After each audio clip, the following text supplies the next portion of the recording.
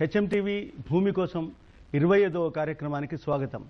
నేను Madabhushi Sridhar, NALSAR university of law ప్రొఫెసర్ని. నాతో పాటు state director of RDI Sunil Kumar భూమి కోసం విజ్ఞాన చైతన్య కార్యక్రమాన్ని కొనసాగించడానికి సిద్ధంగా ఉన్నాం. ఈ కార్యక్రమానికి, ఈ 25వ కార్యక్రమానికి వెళ్లే ముందు అసలు ఈ రికార్డుల పరిస్థితి ఏమిటో తెలుసుకుందాం. కంప్యూటర్ యుగం అని మనం అంతా అనుకుంటున్నాం, ప్రపంచం దూసుకుపోతున్నది అనుకుంటున్నాం. కానీ ప్రభుత్వాలకు చిత్తశుద్ధి లేకపోవడం వల్ల భూమి రికార్డులు మాత్రం అప్డేట్ కావడం లేదు. ఫలితంగా ఏ రైతైనా సరే తన భూమికి కావాల్సిన రికార్డులు సమకూర్చుకోవాలన్నా, వాటిని అప్డేట్ చేసుకోవాలన్నా కొండను తవ్వి ఎలుకను పట్టినంత పని అవుతున్నది. రెవెన్యూ చట్టాలు, భూమి రికార్డుల సమాచారం అందించేందుకు హెచ్ఎంటీవీ భూమి కోసం లైవ్ కార్యక్రమాన్ని చేపట్టింది. 24 ఎపిసోడ్స్ విజయవంతంగా పూర్తి చేసుకుని నేడు 25వ భాగంలోకి ప్రవేశించింది. ఎంత ప్రగతి పథంలో పయనిస్తున్నా గ్రామీణ ప్రాంతాలకు అందాల్సిన కనీస సమాచారం అందడం లేదు. పైగా భూ చట్టాలపై అవగాహన కూడా ఉండడం లేదు. భూ యజమాని తన భూమికి కావలసిన పత్రాలను సమకూర్చుకోవడంలో ఇబ్బందులు పడుతున్నాడు. దీనిపై అవగాహన కల్పించాల్సిన ప్రభుత్వాలు తన కర్తవ్యాన్ని నెరవేర్చకపోవడం వల్ల భూ యజమానులకు తిప్పలు తప్పడం లేదు. భూ యజమానులు సైతం తెలుసుకోకపోగా సమస్య వచ్చినప్పుడు చూద్దాంలే అన్నట్లు వ్యవహరిస్తున్నారు. ఇది చాలా ప్రమాదమని నిపుణులు హెచ్చరిస్తున్నారు. భూ చట్టాలపై సమాచారం అందించేందుకు హెచ్ఎంటీవీ మరియు రూరల్ డెవలప్మెంట్ ఇన్స్టిట్యూట్ సంయుక్తంగా ప్రతి ఆదివారం లైవ్ షో నిర్వహిస్తున్నాయి. ప్రముఖ న్యాయవాది, నల్సార్ యూనివర్సిటీ ప్రొఫెసర్ మాడభూ శ్రీధర్ ఈ కార్యక్రమానికి వ్యాఖ్యాతగా వ్యవహరిస్తున్నారు. ఇప్పటి వరకు 24 ఎపిసోడ్లు పూర్తి చేసుకుని నేడు 25వ ఎపిసోడ్ నడుస్తోంది. ఇప్పటి వరకు తెల్ల కాగితంపై భూమి కొనుగోలు చేయడం వల్ల ఉన్న సమస్యలు, ఇనాం భూముల సమస్యలు, అటవీ భూముల సమస్యలు, కౌలుదారుల కోసం ప్రభుత్వం కొత్తగా తెచ్చిన చట్టంపై లైవ్ నిర్వహించాం. ఈ కార్యక్రమాన్ని రెవెన్యూ డిపార్ట్మెంట్ ఉన్నతాధికారులు, న్యాయ నిపుణులు, రైతు సంఘాలు, స్వచ్ఛంద సేవా సంస్థలు అభినందిస్తున్నాయి. ప్రతి రైతు భూమిని కొనుక్కోవడమే కాక రిజిస్టర్ చేసుకున్నప్పుడే రక్షణ ఉంటుందని మాజీ తహసీల్దార్ సూచిస్తున్నారు. ఇది గ్రామీణ ప్రాంతాల్లో ఉన్నటువంటి నిరుపేదలైనటువంటి రైతుల యొక్క సమస్యల మీద హెచ్ఎంటీవీ వారు ప్రతి ఆదివారం ఉదయం చేసే ప్రోగ్రాం చాలా మంచి ఉంది. ఎందుకంటే ఎంతో మంది గ్రామీణ ప్రజలు తమ యొక్క సందేహాలను కూడా నివృత్తి చేసుకుంటున్నారు. ప్రతి ఒక్కరు కూడా భూమి కొనుక్కుంటారు, కానీ వాళ్ళకు పట్టా చేయించుకోవడానికి ముందంజ వేరు. ఆ కోట్ల చుట్టూ తిరగలేక చాలా సమస్యలు ఉంటున్నారు. కాబట్టి ఈ విషయం కూడా ప్రజల్లోకి తీసుకొచ్చి వెంటనే భూమి కొనుక్కున్న వెంటనే రిజిస్ట్రేషన్ చేసుకోవాలనేది ఒకటి తీసుకురావాలి. గ్రామీణ ప్రాంతాల్లో ఇప్పటి వరకు కూడా భూమి కొనుగోలు చేస్తే కేవలం తెల్ల కాగితం మీదే వివరాలు రాస్తున్నారు. కానీ ఇందులో సమస్యలు ఉన్నాయని నిపుణులు చెబుతున్నారు. ప్రతి రైతుకు చేతిలో పట్టా, స్వాధీనంలో భూమి, రికార్డులలో పేరు ఉన్నప్పుడే పూర్తి హక్కులు ఉంటాయి. దీనిపై పెద్ద ఎత్తున అవగాహన చేపట్టడం వల్ల ప్రభుత్వానికి రెవెన్యూ పెరగడమే కాకుండా రైతుకు సైతం పూర్తి రక్షణ ఉంటుంది. ఇలాంటి కార్యక్రమాలు చేపట్టడం వల్ల తమకు ఎంతో మేలు జరుగుతుందని గ్రామీణ ప్రాంతాల ప్రజలు అంటున్నారు. నిజంగా గ్రామీణ పేద ప్రజలకి చాలా ఉపయోగకరమైన ప్రోగ్రాం అండి ఇది. ఫస్ట్ ఆఫ్ ఆల్ 25వ వారంలో ప్రవేశిస్తున్న భూమి కోసం టీం వారికి అభినందనలండి. ఎవరైతే బెనిఫిషియర్స్ ఉన్నారో ఈ ప్రోగ్రాం చూసిన తర్వాత వాళ్ళ డౌట్స్ క్లారిఫై చేసుకుని సంబంధిత అధికారులని మీరు ఇది ఎందుకు చేయడం లేదు, ఇలా చెయ్యొచ్చంట కదని ప్రశ్నించే స్థాయికి వాళ్ళు ఎదిగారు. సునీల్, భూమి కోసం కార్యక్రమాన్ని చాలా దిగ్విజయంగా మనం 25వ ఎపిసోడ్ దాకా తీసుకొచ్చాం. ఇంకా ఇది ప్రశ్నలు బాగానే వస్తున్నాయి కనుక దాదాపు ఇప్పటికీ 100 మంది దాటిపోయారు అనుకుంటాను. మనకు ప్రశ్నలు వేసి సమాధానాలు తీసుకున్న వాళ్ళందరికీ సమాధానాలు ఇచ్చి సందేహ నివృత్తి చేసుకుంటున్న ఈ కార్యక్రమం ఇట్లాగే ఇంకా విజ్ఞాన చైతన్యాలను పంచి రైతులు తమ భూమికి రికార్డు సాధించుకునే ఒక పురోగతి వైపు మళ్ళుతారని మనం ఆశిద్దాం. అయితే ఇదే దశలో ప్రభుత్వం కొత్తగా తీసుకొచ్చిన ఆర్డినెన్స్, లైసెన్స్డ్ కల్టివేటర్స్ ఆర్డినెన్స్ ఏ విధంగా పనిచేస్తున్నది? ఎందుకంటే ఇవాళ నుంచి రుణ అర్హత కార్డుల పంపిణీ చేస్తారని మనం అనుకుంటున్నాం. ప్రభుత్వం పెద్ద ఎత్తున దానికోసం ఒక కార్యక్రమాన్ని ప్రకటించింది. ముఖ్యమంత్రి స్వయంగా రాజమండ్రిలో అనుకుంటాను ఇవాళ బహుశా ఇప్పటికి ప్రారంభించి ఉంటారు రుణ అర్హత కార్డుల పంపిణీ. దీనికి ప్రతిస్పందన ఏ విధంగా ఉంది? సమస్యలు ఎట్లా ఉన్నాయి?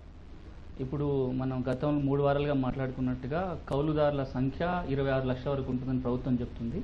అది కౌలుదారుల సంఘాలు చెప్తున్నాయి ఏంటంటే 40 లక్షల పైన కౌలుదారులు ఉంటారు అనేది.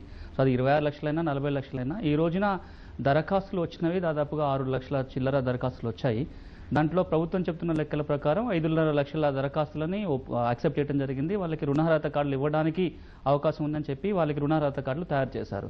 అంటే ఈ 40 లక్షల మంది ఉన్న కౌలుదారులలో ఒక 5 లక్షల మంది వరకైనా సరే మొదటి సంవత్సరంలో ఆ రుణార్హత కార్డులు వచ్చే అవకాశం ఉంది. ఆ నెంబర్ కూడా చాలా మంచిది. కనీసం అదొక మొదటి ముందడుగు. వచ్చే సంవత్సరానికి అది ఇంకొంచెం పెరిగితే ఇంకా చాలా సంతోషం. గ్రామీణ ప్రాంతాల్లో చూస్తే ఇప్పటికీ ఒక 2 సమస్యలు ఇంకా ఉన్నాయి. అందుకే అప్లికేషన్లు తక్కువగా వచ్చాయి. ఒక సమస్య ఎక్కడ వచ్చింది అంటే ఇంకా భూ యజమానులకు భయాలు. ఇది కొత్త చట్టం. పాత కౌలు చట్టాలకి ఈ కౌలు చట్టం కూడా అలాంటిదే అనే ఒక అపోహ. ఇది కౌలు కాదు, వీళ్ళకి కార్డు ఇచ్చినా మాకు నష్టం రాదు అనే ఒక అభిప్రాయం ఇంకా వాళ్ళకి కలగలే. ఒక 2 సంవత్సరాలు పోతే గానీ ఆ నమ్మకం అవుతుంది. రెండోది, వాళ్ళు లిఖితపూర్వకంగా తమకు అంగీకారం చెప్పాల్సిన అవసరం లేదని, వీరు కౌలుదారు, నా భూమికి చావు చేసుకుంటున్న రైతు ఫలానా వ్యక్తి అని చెప్పాల్సిన అవసరం లేదని చాలా స్పష్టంగా చట్టం అలా చెప్తున్నా కానీ గ్రామ సభ నిర్వహించినప్పుడు గ్రామ సభలో రైతును అడుగుతున్నారు, ఈ కౌలు రైతు నీకు అప్లికేషన్ పట్టుకున్నాడు, ఇవ్వడానికి నీకు సమ్మతమేనా అని చెప్పి భూమి యజమాని అడుగుతున్నారు. అది అడగాల్సిన పని లేదు. గ్రామ సభ పెట్టి గ్రామ సభలో నో చెప్పకపోతే ఎస్ కింద లెక్కే. కానీ ఇక్కడ మీరు అవునా కాదని అడగటం మొదలు పెట్టడం ఒకటి. రెండోది, చట్టం కొత్తది కాబట్టి చాలా మందిలో ఇంకా పూర్తి అవగాహన లేదు. అంటే ఎవరికి తోచినట్టుగా వాళ్ళు ఆ చట్టాన్ని ఇంటర్ప్రిట్ చేసుకోవటం వల్ల సమస్యలు వస్తున్నాయి. ఇప్పుడు నో అని చెప్తే ఒకవేళ భూస్వామి వచ్చి ఇతనికి నేను కౌలుకి ఇవ్వలేదు, ఇతను నా భూమి కౌలు చేసుకోవట్లేదు, నిజంగా చేసుకుంటున్నప్పటికీ ఆ విధంగా చెప్తే అతనికి ఇంకా వేరే మార్గం ఏం లేదు. వేరే మార్గం లేదు. ఎందుకంటే చట్టం ఉంటుంది ఇంప్లైడ్ గా కానీ ఎక్స్ప్రెస్డ్ కానీ పర్మిషన్ ఇవ్వాలి అంటారు. అంటే లిఖితపూర్వకంగా కానీ లేదా ఓరల్ గా కానీ లేదా అబ్జెక్షన్ చెప్పకుండా ఉండాలి. ఒకసారి అబ్జెక్షన్ కనుక చెప్తే అతనికి ఆ కార్డు ఇవ్వడానికి లేదు. మనకున్న సమాచారం ఏం చెప్తుందంటే కొన్ని గ్రామాలలో మీరు కనుక కార్డుకి దరఖాస్తు చేసుకున్నట్లయితే మీకు భూమి ఇవ్వమని చెప్పిన సందర్భాలు ఉన్నాయి. అందుకే వాళ్ళు అప్లై చేసుకోలేదేమో అని. 12 యజమానులు మీరు కనుక కౌలుదారు కార్డు కోసం అప్లై చేసుకున్నట్లయితే అసలు మీకు భూమి కౌలుకి ఇవ్వము, మీరు కౌలుకు భూమి కావాలా కార్డు కావాలా తెలుసుకోండి అని. కాబట్టి వాళ్ళు అప్లై చేసుకుంటున్నారు. ప్రభుత్వం కూడా 12.5 లక్షల మందికి కార్డులు ఇవ్వడానికి ఈ సంవత్సరం సిద్ధమైపోయి అన్ని అప్లికేషన్స్ కూడా గ్రామాలకు పంపడం జరిగింది. 12.5 లక్షల అప్లికేషన్ కానీ పంపితే ఈ రోజున 5.5 లక్షల మందికి మాత్రమే కార్డులు వచ్చే అవకాశాలు కనపడుతున్నాయి. ఎందుకంటే ప్రభుత్వం అంత కృషి చేసినా కానీ ఇంకా ఇన్ఫర్మేషన్ అంతా గ్రామాలకు వెళ్ళాల. మనం టీవీలో చూస్తున్నాము, టీవీలలో కానీ పేపర్లో కానీ వార్తలు రాయటం కానీ అడ్వర్టైజ్మెంట్లు ఇవ్వటం కానీ అది ఇంకా గ్రామీణ ప్రాంతాలకి సరైన సమాచారం వెళ్ళకపోవటం ఒకటి. రెండోది, కొత్త చట్టం కాబట్టి దాన్ని అమలు చేసే వాళ్ళలో కార్డుకు అప్లై చేసుకున్న వాళ్ళలో ఇంకా కొన్ని అనుమానాలు ఉన్నాయి ఒకటి. మూడో అంశం ఏంటంటే ఈ గ్రామ సభల నిర్వహణలో కానీ ఎట్లా చేయాలి, ఏం చేయాలనేది ఇంకో అనుమానాలు ఉన్నాయి. చివరిగా ఇప్పుడు మనం చూడాల్సింది ఈ 5.5 లక్షల మందిలో కూడా తిరస్కరించిన వాళ్ళు కొంతమంది ఉన్నారు. ఒక 6 లక్షల మందో 1 లక్ష మందో అప్లికేషన్ పెట్టుకున్నా తిరస్కరించారు. వాళ్ళకు ఒక అవకాశం ఉంది. వాళ్ళు కనుక నిజంగా కౌలుదారులు అయి ఉండి తీసుకున్నట్లయితే వాళ్ళు తహసీల్దార్కి ఒక 15 రోజుల లోపల దరఖాస్తు చేసుకోవచ్చు. మిగిలిపోయిన వాళ్ళు దరఖాస్తు చేసుకోవచ్చు. ఓవరాల్ గా చూసినట్లయితే ఒక మంచి ముందడుగు. ఒక 5 లక్షల మంది కన్నా కార్డులు వచ్చాయంటే అది ఒక సంతోషం. ఇంకా చేయాల్సిన కృషి మాత్రం చాలా ఉంది. ఎందుకంటే సంఖ్య 41 లక్షలు 46 లక్షలు చెప్పుకుంటున్నాము. ఇప్పుడు అసలు పని మళ్ళీ ప్రారంభమవుతుంది సార్. కార్డులు రావడంతో సరిపోదు. ఈ కార్డులు వాళ్ళకి ఉపయోగపడాలి. మొట్టమొదటిగా బ్యాంకర్లు వాళ్ళకి రుణం ఇవ్వాలి. బ్యాంకర్లు కనుక ఇప్పుడు ఆ కార్డులు పట్టుకొని వెళ్ళి రుణం ఇవ్వకపోతే రెండోసారి అసలు కార్డు తీసుకోవడానికి కౌలుదారులు ముందుకు రారు. ఎందుకంటే కార్డు తీసుకుంటున్నదే రుణం పొందడానికి. ఆ రుణం ఇప్పుడు ఈ బ్యాంకర్లు ఎలా రెస్పాండ్ అవుతారు, బ్యాంకర్లు ఇస్తారా లేదా అన్నది ఇప్పుడు మన ముందున్న పెద్ద సవాల్.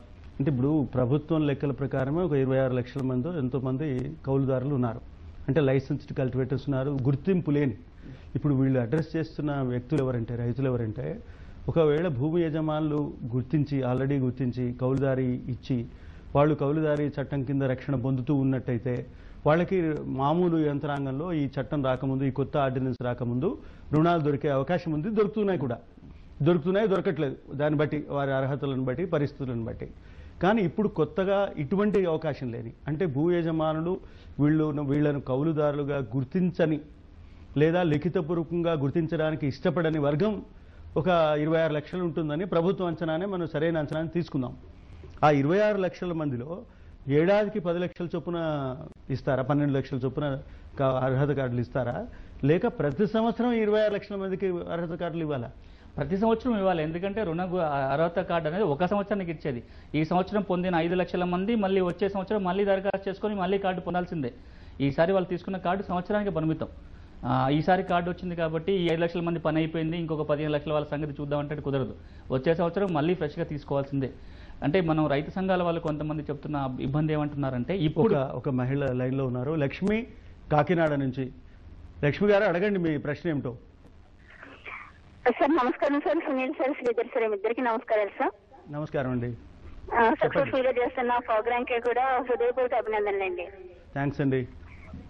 సార్ ఇప్పుడున్న డౌట్ ఏంటంటే, బ్యాంక్ లోన్ తీసుకుంటున్నారు కౌలుదారుడు, ఓకే, ఒకవేళ ఆయన పే చేయకపోతే ఆ రెస్పాన్సిబిలిటీ ఎవరిది, రైతుదా కౌలుదారుదా? కౌలుదారుదే అండి. అందులో సందేహం ఉండాల్సిన అవసరమే లేదు. ఎందుకంటే బ్యాంకర్స్ ఎవరికి ఈ లోన్ ఇస్తున్నారు ఆ వ్యక్తి దగ్గరే దానికి సంబంధించిన వివరాలు ఉంటాయి. అతనే దానికి లయబుల్ అవుతాడు, అతని నుంచే వసూలు చేస్తారు. ఈ విషయాన్ని చట్టంలో కూడా స్పష్టంగా చేశారు. చట్టంలో స్పష్టంగా లేకపోయినా అనుకున్నా లేదా అది అవగాహన కాకపోయినా మనం మామూలు కాంట్రాక్టర్ మనం చట్టాన్ని పరిశీలించినా కానీ ఇది అప్పు ఒప్పందం అనేది బ్యాంకుకి ఆ అప్పు తీసుకుంటున్న కౌలుదారికి మధ్య ఉంటుంది. అది జనరల్ లా. అది దాని ప్రకారం అప్పు తీసుకుంటున్న వ్యక్తి మాత్రమే ఆ అప్పును తిరిగి చెల్లించాల్సి ఉంటుంది. కాకపోతే అతను ఆ భూమిని పూచీకత్తుగా పెడుతున్నాడా లేదా అనేది చూడాలి. భూమిని పూచీకత్తుగా పెట్టడానికి వీల్లేదు, ఎందుకంటే భూమి ఆయనది కాదు. తర్వాత ఇంకొక విశేషం ఏమిటంటే, ఇక్కడ తెలుసుకోవాల్సిన అంశం ఏమిటంటే 50,000 రూపాయల వరకు పూచీకత్తు లేకుండా బ్యాంకర్లు రుణాలు ఇస్తాయి అని చెప్తున్నారు. కనుక పూచీకత్తు అవసరం లేకుండా రుణం ఇచ్చిన ఈ పంట రుణం ఆయన పంట ఆధారంగా తన వ్యక్తిగత లయబిలిటీ ఆధారంగా చెల్లించాల్సి ఉంటుంది. భూమి యజమాని పైన దీని ప్రభావం పడే అవకాశం లేదండి. కరెక్ట్గా ఇంకేమైనా చెప్పాలి? తప్పకుండా. అది క్రాప్ లోను, రెండోది పూచీకత్తు లేకుండా ఇచ్చే రుణము, పంటనే పూచీకత్తుగా పెట్టుకుని ఇచ్చే రుణం, దానికి భూ యజమానికి సంబంధం లేదు. కానీ సమస్య ఎక్కడ వస్తుందంటే సార్, చట్టం ఇది చెప్తుంది, రియాలిటీలో బ్యాంకర్లు ఏం చేస్తున్నారని సమస్య. కరెక్ట్. ఒక్క నిమిషం, రామకృష్ణ పెద్దాపురం నుంచి అడుగుతున్నారు. రామకృష్ణ గారు చెప్పండి. సార్ నమస్తే అండి. నమస్తే సార్, ఇప్పుడు ఒక సర్వే నెంబర్ సంబంధించిన revenue records 1B, FMB, adangals ఎన్ని పాతవి ఎన్ని సంవత్సరాల నుంచి ఎంఆర్ ఆఫీస్ ఉంటాయి సార్? అంటే మన భూములు సర్వే జరిగి 70 సంవత్సరాలు అవుతున్నాయి. కొన్ని ప్రాంతాల్లో 40 సంవత్సరాలు అవుతుంది. మొట్టమొదటి ఎప్పుడు సర్వే జరిగిందో అప్పటి నుంచి ఇప్పటిదాకా అన్ని రికార్డులు ఉంటాయి. మనం ఎప్పటి నుంచో మాట్లాడుకున్నాయి. అప్పుడు సర్వే చేసిన రికార్డు అని పర్మనెంట్ రికార్డులు అంటారు. అవి పర్మనెంట్ ఎప్పటికీ ఉండాల్సినవి శాశ్వత రికార్డులు. సేతువార్ కానీ, ఆర్ఎస్ఆర్ కానీ, నక్ష అంటాం తెలంగాణలో, లేదా మ్యాప్ కానీ, FMBలు కానీ, టీపన్స్, ఇవన్నీ పర్మనెంట్ రికార్డ్స్. ఆ పర్మనెంట్ రికార్డ్స్ ఆధారంగా ప్రతి సంవత్సరం జరుగుతున్న మార్పులను రాసే రికార్డులు కొన్ని ఉంటాయి. అవి అడంగల్ పహాని, అవి ప్రతి సంవత్సరం రాసినవి ఎంఆర్ఓ ఆఫీస్లో ఉంటాయి. అంటే 40 ఏళ్ల నుంచి ఉన్న రికార్డులు ఉంటాయి. కానీ సమస్య ఏంటంటే చాలా ప్రాంతాలలో ఈ రికార్డులు శిథిలావస్థలో ఉన్నాయి. కాగితాల మీద రాసేటివి పోయినవి, లేదా పేజీలు పోవడం అలాంటివి ఉన్నాయి తప్ప రికార్డులు మాత్రం పాతయన్నీ అలాగే మెయింటైన్ చేయాల్సిన అవసరం ఉంది, చేస్తారు. ఈ బదిలీలు అంటే భూమి బదిలీలు, భూమి యాజమాన్యం పైన వచ్చిన మార్పులను మాత్రం ఎప్పటికప్పుడు అప్డేట్ చేస్తూ ఉండాలి. అదొక 11 రికార్డులు ఉంటాయి. సరే, ఇటువంటి సమస్యలు మరికొన్ని సమాధానాలు వెతికే ముందు ఒక చిన్న బ్రేక్ తీసుకుందాం భూమి కోసం కార్యక్రమంలో.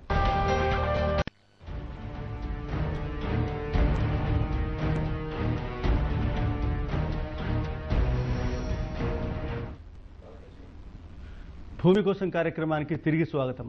ప్రతి వారం ఒక కొత్త పదం తెలుసుకునే ప్రయత్నం చేస్తున్నాం.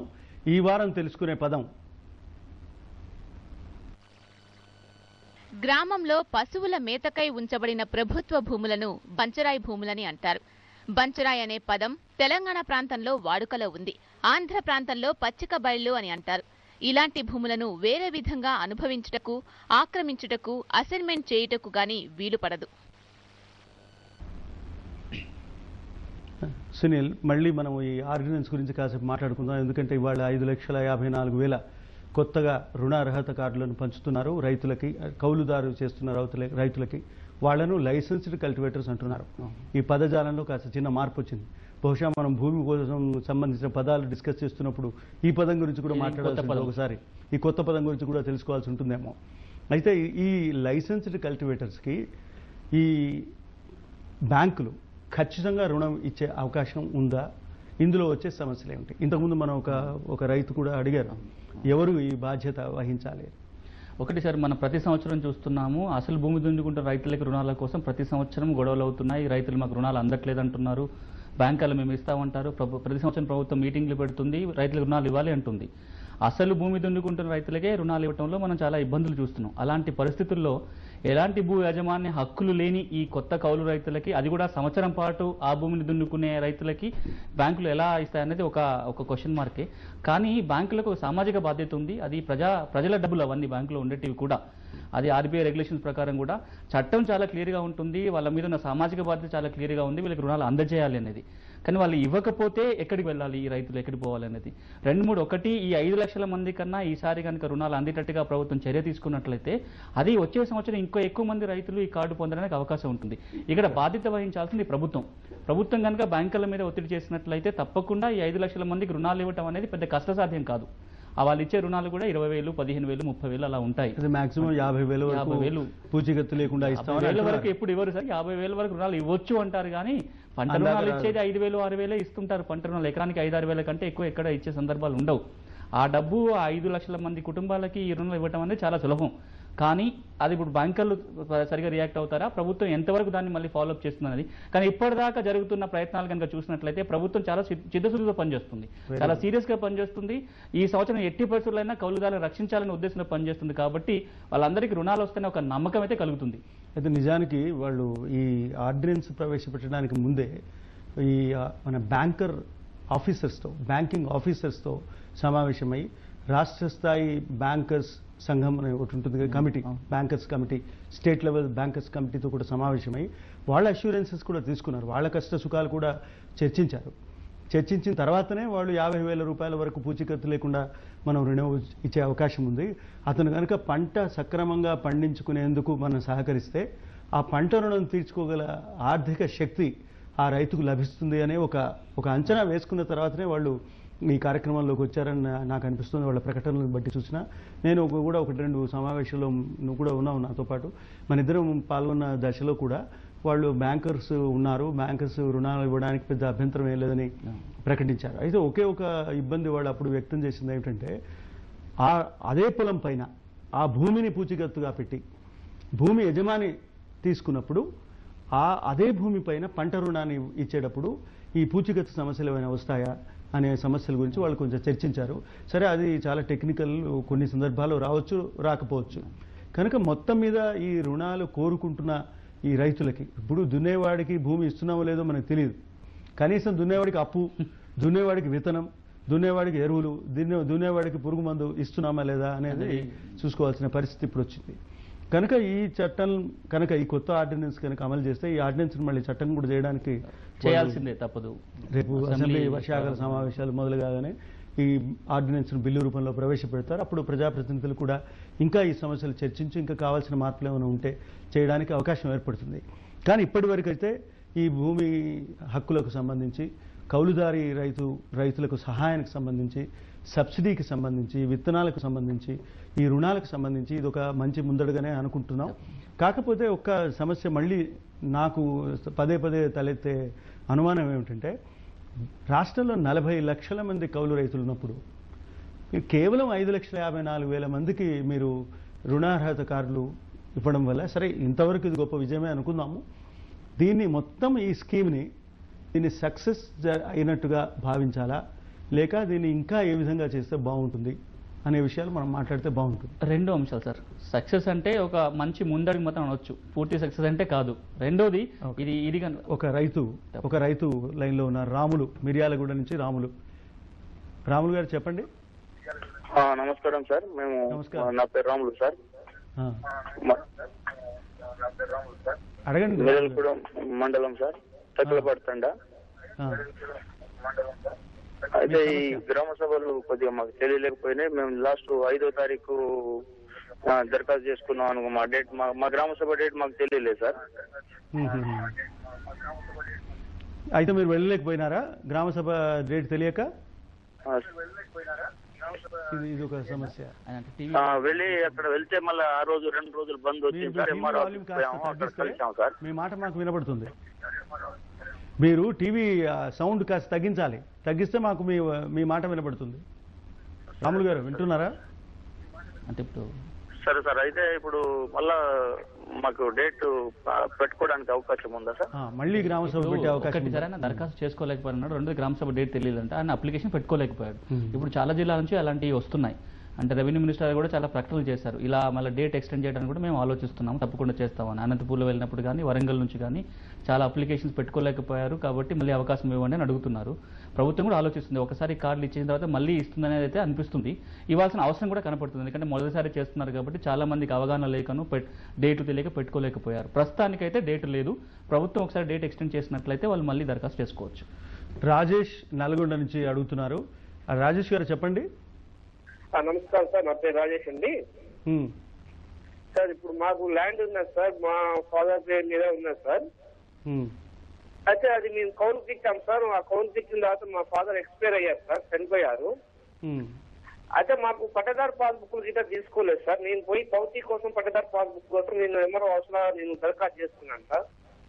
అయితే ఈ కౌలుకు తీసుకున్న వాళ్ళు ఏం చేశారంటే, మా ఫాదర్ చనిపోయింది వీళ్ళు చూసి, నేను దరఖాస్తు పెట్టిన తర్వాత పెట్టిన ఒక 6 months తర్వాత వీళ్ళు ఇట్లా మేము కొన్నాము అట్లా అమ్మండి అని చెప్పి ఒక ఫోర్జరీ మీద ఒక వైట్ పేపర్ మీద వాళ్ళు అక్కడ ఎంఆర్ఓ ఆఫీస్ లో సబ్మిట్ చేశారు సార్.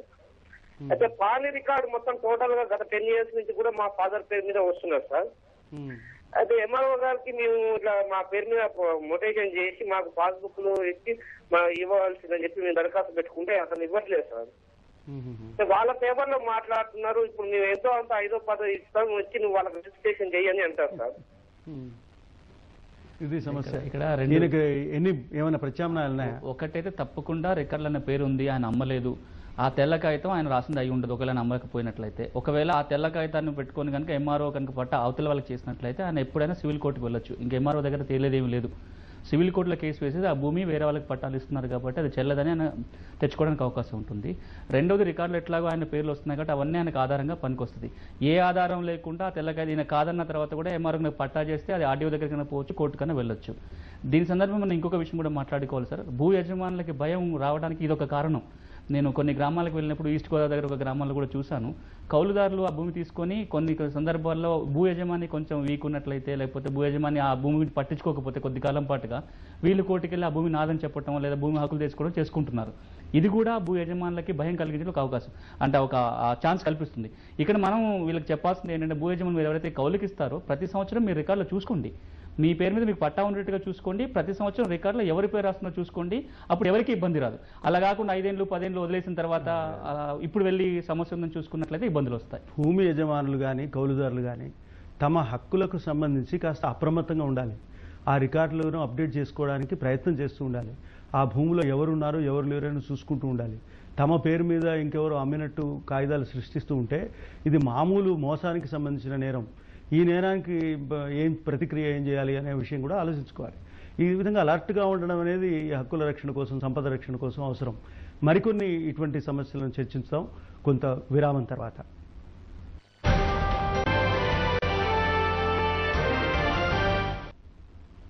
భూమి కోసం కార్యక్రమానికి మళ్ళీ స్వాగతం.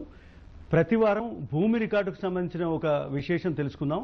ఈసారి సేత్వార్ గురించి తెలుసుకుందాం.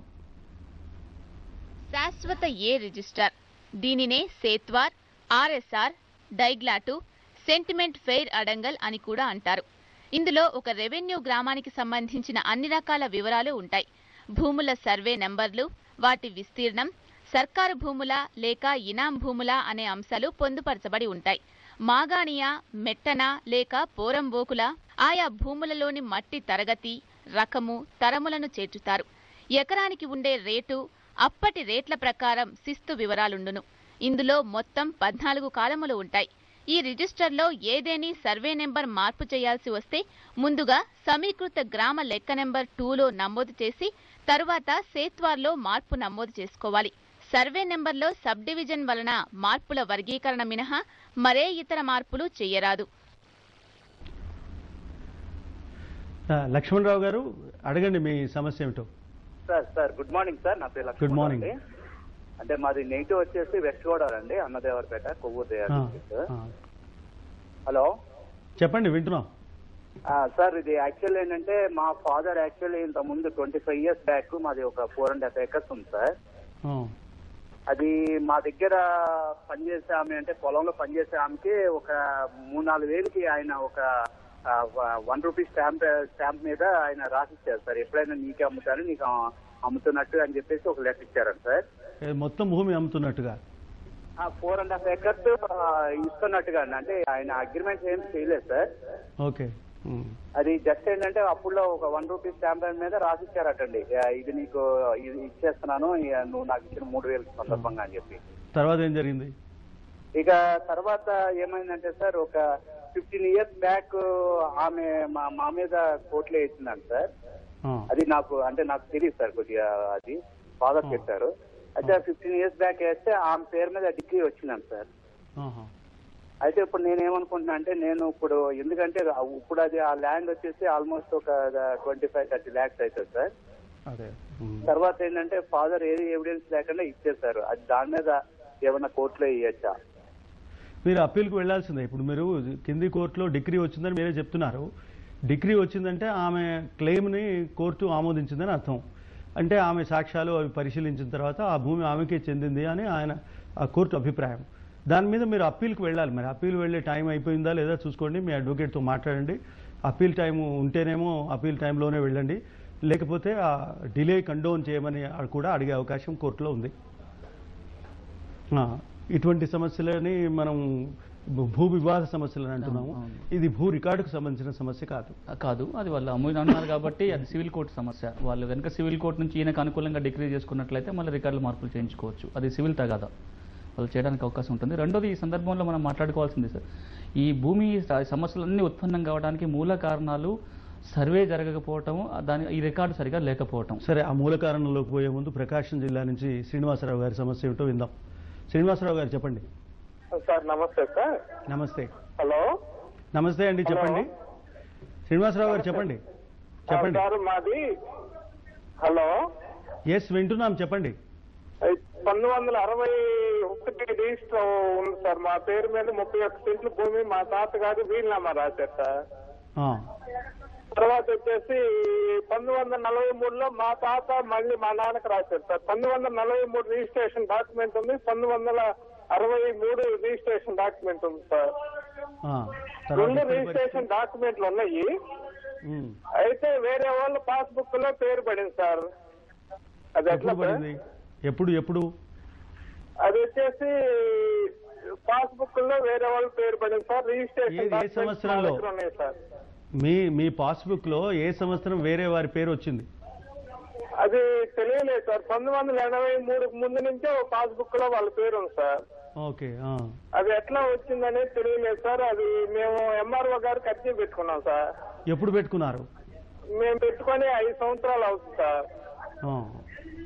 ఎంఆర్ఓ గారు ఆర్డీఓ గారికి రాశారు సార్.